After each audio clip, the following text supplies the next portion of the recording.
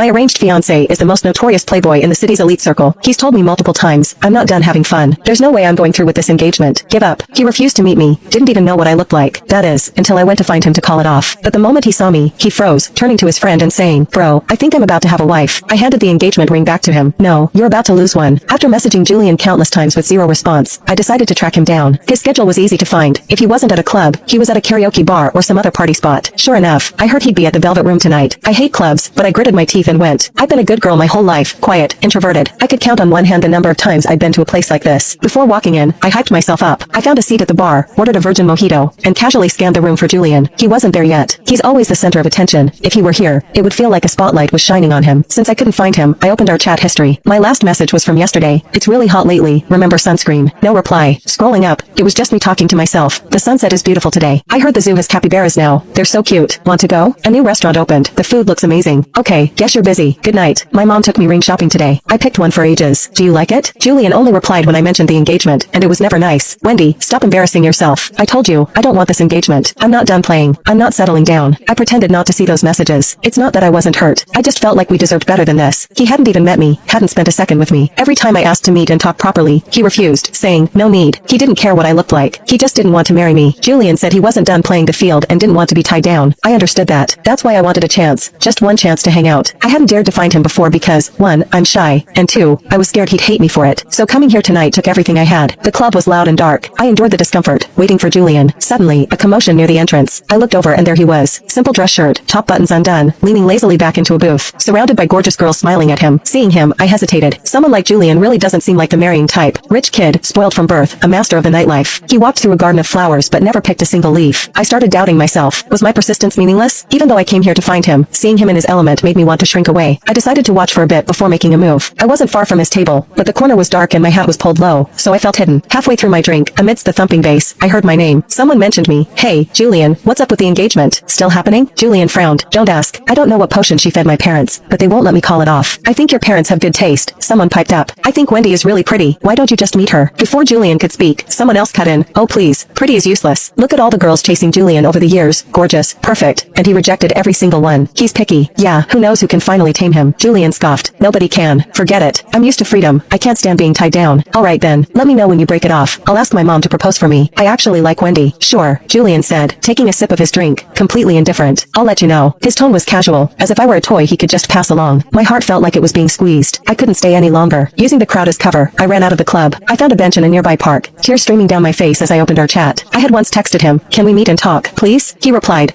Click the link in my bio to get the full story for free.